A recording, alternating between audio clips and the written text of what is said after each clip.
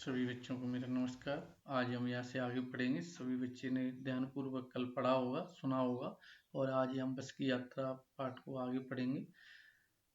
एकाएक बस रुक गई। मालूम हुआ कि पेट्रोल की टंकी में छेद हो गया है। तो एकाएक माने अचानक से दोबारा बस रुक गई और बाद में पता चला कि उसकी जो टंकी है उसमें क्या हो गया है, छेद हो गया है। ड्राइवर ने बाल्टी में पेट्रोल निकाल कर उसे बगल में रखा। ड्राइवर ने उसकी जो पेट्रोल थी उसको बाल्टी में निकाल लिया और अपने बगल में रख लिया और नली डालकर इंजन में भेजने लगा और नली से उस पेट्रोल को इसमें इंजन में भेजने लगा। अब मैं उम्मीद कर रहा था कि थोड़ी देर बाद बस कंपनी के हिस्सेदार इंजन को निकालकर गोद में रख लेंगे और उसे नली से पेट्रोल पिलाएंगे, जैसे एक माँ बच्चे के मुंह में दूध की शीशी लगाती है।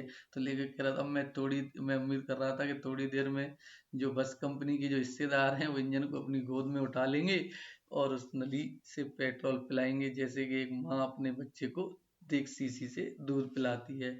तो यहाँ से हम इसमें से क्वेश्चन प्रश्न बना सकते हैं कि जो बस जो लेखक है, लेखक अब क्या उम्मीद कर रहा था। लेखक अब उम्मीद कर रहा था कि जो थोड़ी देर के बाद जो बस कंपनी का जो हिस्सेदार है वो इंजन को निकाल कर गोद में रख लेंगे और उसे नली से पेट्रोल पिलाएंगे। तो इस प्रकार से लेखक उम्मीद कर रहा था। बस की रफ्तार अब 15-20 मील हो गई थी। मुझे उसके किसी हिस्से पर भरोसा नहीं था। लेखक कह रहा है जो बस की रफ्तार थी अब 15-20 मील हो गई थी और मुझे उसके किसी हिस्से पर भरोसा नहीं था। माने लेखक कह रहा है मुझे उसके किसी भी हिस्से पर अब भरोसा नहीं रहा। ब्रेक फेल हो सकते हैं, कहीं भी उसके ब्रेक हैं वो फेल हो सकते हैं और स्टीयरिंग टूट सकता है। प्रकृति के दृश्य बहुत लुभावने थे। लेखक कह रहा है जो प्रकृति थी उसका जो दृश्य था वो बहुत ही लुभावने, माने अपनी ओर आकर्षित करने वाले थे। दोनों तरफ हरे हरे पेड़ थे जिन पर पंछी बैठे हुए थे। हम जब जा रहे थे रास्ते में तो दोनों तरफ प्रकृति बहुत ही सुंदर अपनी छटा बिखेर रही थी और उसके लुभावने वाले दृश्य थे। दोनों तरफ पेड़ खड़े हुए थे, हरे हरे पेड़ थे और उन पर पंछी बैठे हुए थे। मैं हर पेड़ को अपना दुश्मन समझ रहा था। लेखक कह रहा है लेकिन मैं हर पेड़ को रास्ते में आ रहा था उसको अपना दुश्मन समझ रहा था।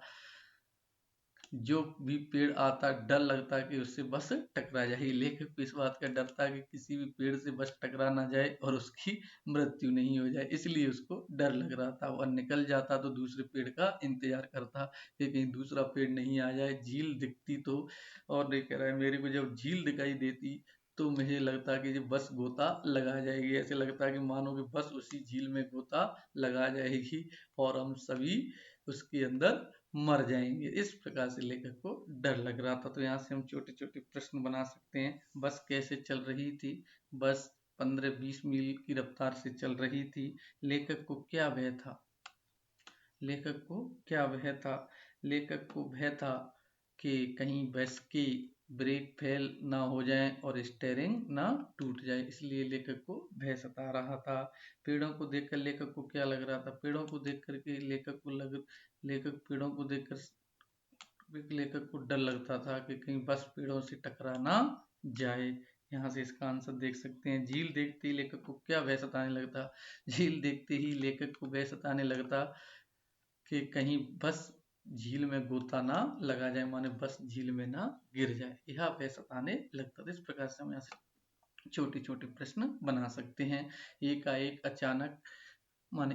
माने अचानक, फिर बस रुकी, दोबारा से थोड़ी बहुत चली, उसके बाद फिर से रुक गई। ड्राइवर ने तरह तरह की तरकीबें माने उपाय सोचे, वह चली नहीं, लेकिन बस चली नहीं। सबने अवज्ञा आंदोलन दोबारा से शुरू हो गया। कंपनी के जो हिस्सेदार थे वो कह रहे थे कि बस तो फर्स्ट क्लास है जी, माने प्रथम श्रेणी की बस है जी, यह तो इत्तेफाक माने अचानक की बात है। इस प्रकार से जो बस के हिस्सेदार थे वो अपनी बस की बढ़ाई कर रहे थे कि बस तो भाई फर्स्ट क्लास है, लेकिन अब इत्तेफाक की बात है, अचानक की बात है, तो किसी भी बस में हो सकता है। इस प्रकार से कौन कह रहा है, हिस्सेदार साहब कह रहे हैं। क्षीण चांदनी में वृक्षों की छाया के नीचे वह बस खड़ी दयनीय लग रही थी। लेखक कह रहा है ये जो चांदनी रात थी उसमें वृक्षों की छाया के नीचे खड़ी हुई बस बेचारी बहुत ही दयनीय और वृद्ध लग रही थी। लगता था जैसे कोई वृद्धा थक करके बैठ गई, ऐसे लग रहा था कि कोई वृद्धा थक करके यहाँ पर पेड़ के नीचे बैठ गई है और हमें गलहानी हो रही थी। हमें खेद हो रहा था कि यार हम क्या है, हम ऐसी बस में बैठा है, बेचारी ये तो बूढ़ी बस है कि बेचारी लद कर हम चले जा रहे हैं, इसमें हम लद के माने इसमें हम बैठ के जा रहे हैं, हमें हमें थोड़ा सोचना चाहिए था। ऐसी बेचारी ऐसी वृद्ध बस में नहीं बैठना चाहिए था। अगर इसका प्राणांत माने अगर इसके प्राण माने अगर इसका अंत हो गया, इसकी पुर्जे वगैरह यहीं पर टूट गई तो इस पियावान माने इस घने जंगल के अंदर ही इसका अंत्येष्टि माने अंतिम संस्कार करना पड़ेगा।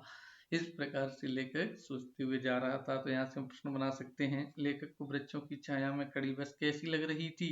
लेखक को वृक्षों की छाया में खड़ी हुई बस कैसी लग रही थी? दयनीय लग रही थी, दयनीय हालात में थी। लेखक को गलानी क्यों हो रही थी? लेखक को गलानी क्यों हो रही थी? क्योंकि उस बेचारी पर वो लद करके जा रहे थे, इसलिए उसको क्या हो रही थी? गलानी हो रही थी। इतनी वृद्ध बस पर हम लद करके जा रहे थे, इसीलिए लेखक को क्या हो रही थी? गलानी हो रही थी।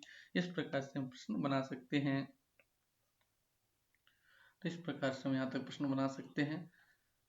हिस्सेदार साहब ने इंजन खोला और कुछ सुधारा, बस आगे चली और उसकी चाल और कम हो गई थी। हिस्सेदार साहब ने थोड़ी देर के बाद इंजन खोला और उसमें कुछ सही किया और बस आगे चली और उसकी चाल थी वो थोड़ी और भी कम हो गई।